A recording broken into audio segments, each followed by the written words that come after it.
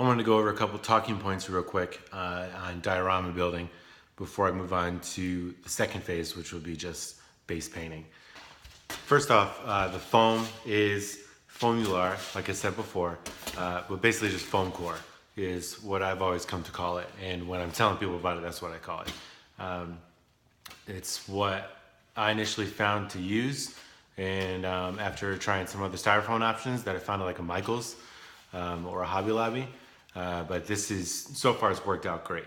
It cuts really well with an X-Acto knife, which is what I normally use. It'll cut with any type of sharp blade. You know, you got a box cutter or something like that. That's all you got. That'll work as well. My main cutting that I use for just the big cuts is I actually use a jigsaw on it. It pretty much just cuts it like butter. This is it right here. And that's just like, as you can see for scale, how big it is. It's pretty much the size of a fucking torso. I think what I said before is 4x4, which that seems about right.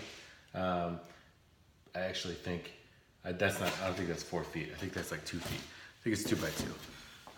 But it's huge. The only downside on it is when you go there to, like I said, it's always at Home Depot is where I ever found it. I know you can get way bigger sizes, but they're pretty much like the size of a garage door size. So unless, I mean, I don't foresee anybody ever buying that for what we're using it for. I have talked to the people there before to see if they have any other different sizes, but they don't. So to jump forward before we jump back, what I would recommend doing is save everything when you're cutting it, because you never know, like you got a smaller piece and you could use for an addition, or just if you want to make a tiny little diorama, you could do that as well. Now to jump backwards, the tough part about it is when you go there, they're always in a stack, in like a little end cap almost, or like a shipper. But there's going to be ones that are bent and ones that are really bent and ones that aren't bent at all. And you kind of have to go through it and try to find ones that aren't bent if that's what you want, or are bent and you're just going to cut off the end or something like that. But if you're trying to use the whole thing to make, like a cityscape or something like that, it can become a little bit of a pain in the ass. The main tools that I use, as I said before, I just started using the jigsaw. And I've had it around from building stuff with wood before. So you might not have that, and that's totally fine too. If you take your time, the X-Acto knife will work, but a longer blade usually is needed to get through that style of foam core that I had bought and normally use. So usually fully extended box cutter will work, and those usually run you about $2 to $3, pretty much anywhere. At least one of those knives. X-Acto knife will be good for a little more precision if you've never used one. And then the foam and a couple paint brushes usually, especially if you're doing something by hand. If you're going to be doing the paint by hand, you obviously would need that.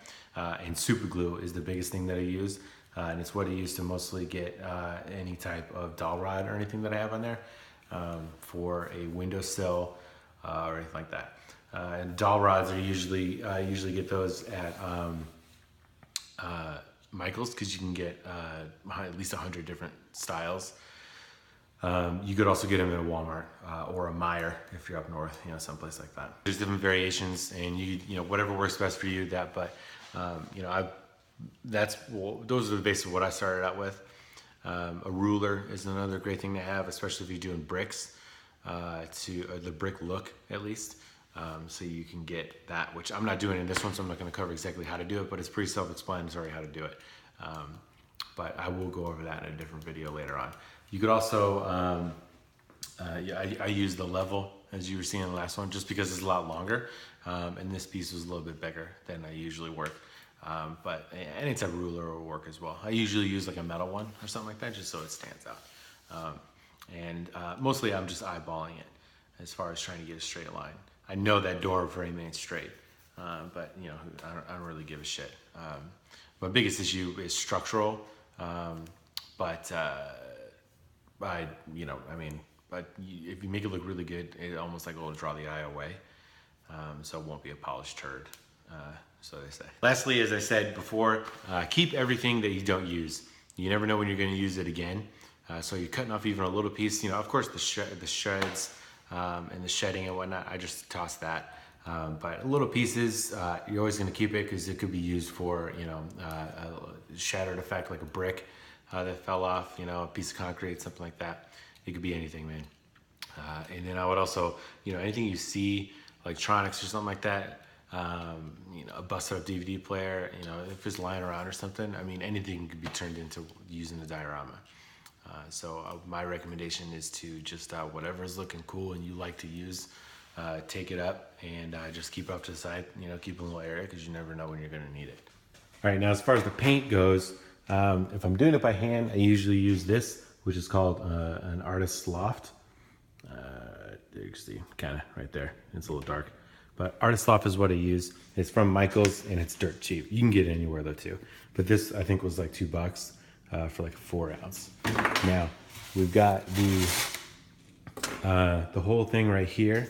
Now I'm gonna keep these together for now, and I'm just gonna give it a quick once over on the spray paint, and then we're gonna kind of build up from there.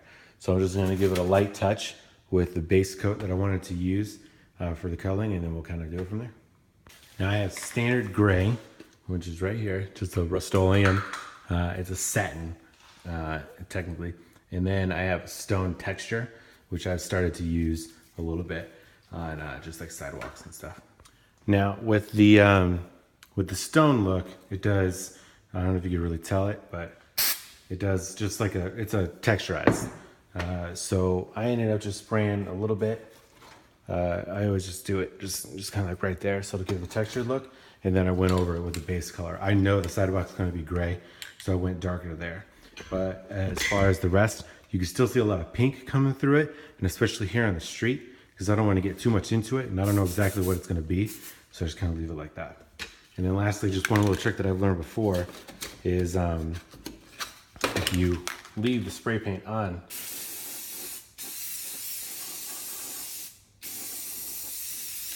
and you get like heavy into it like that,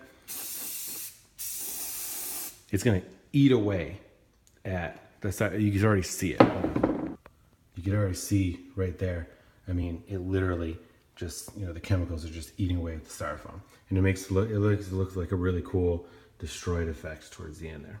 So that's pretty much it for today. That's part 2, going over a little of the base paint. We'll get further into detail tomorrow and maybe start adding on to this thing, see if we can make something out of it.